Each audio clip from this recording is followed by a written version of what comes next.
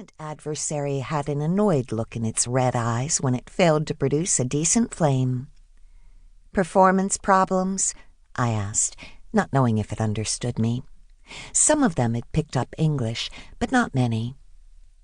I gripped my sword, prepared for what would come next, and didn't move when the dragon leaped forward, claws outstretched. Waiting until the last moment, I ducked and then rammed the tip of my blade straight under its chin to the roof of its mouth. I didn't have the strength to get any farther. Dragon bone was rock hard, but I had another weapon.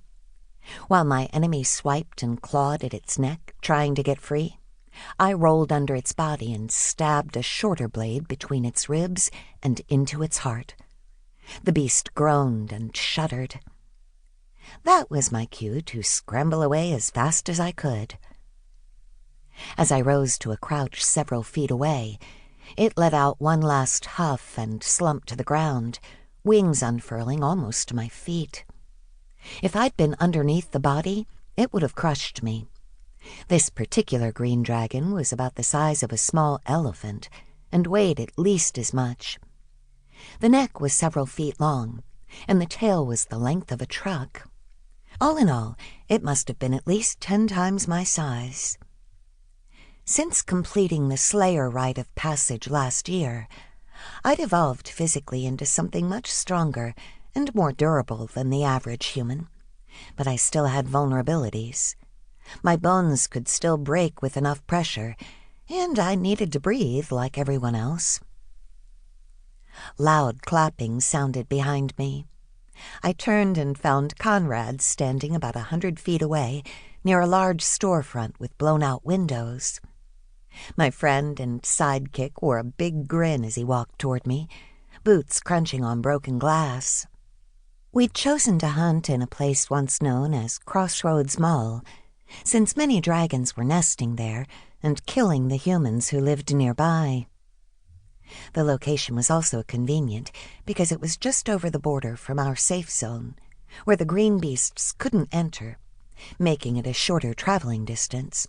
I tried to avoid driving far in my truck, considering gasoline was fast running out in a post-apocalyptic world, and going anywhere from our home base in Norman took a lot. There weren't many resources left for getting fuel. The 20-year-old man before me was one of my most loyal friends. Conrad was of average height and build, with dark skin, brown eyes, and a close-shaven head.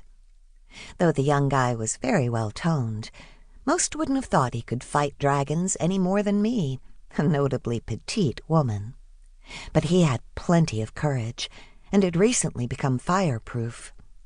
Not because my friend was a dragon slayer. That was a genetic trait he didn't inherit. Rather, he'd been gifted his flame resistance last fall, when we'd gone on a quest to recover the fragments from a magical orb. No man could have been happier to gain that ability. Conrad rarely let me go out hunting without him anymore, living for the thrill of killing dragons.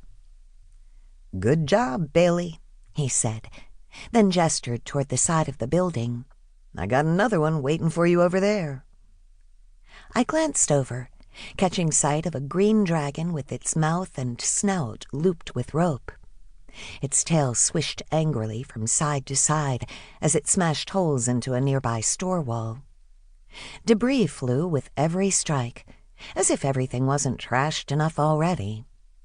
The rope and grappling hooks holding the beast were something we'd acquired from a local sorcerer, and Conrad found a way to make them work for him.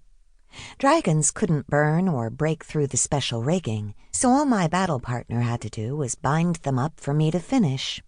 Easy job, right? Not exactly, but my sidekick had a knack for leaping on the beasts' backs and tying them up. A mechanical bull would have been nothing for him if he ever got the chance to try one out. Conrad didn't have my super strength to punch through a dragon's hide and scales, so he didn't bother with blades often, and instead trussed them up for me to strike the final blow. I nodded at him. "Thanks, I got it." Not wasting another moment. Sometimes they did manage to escape if given...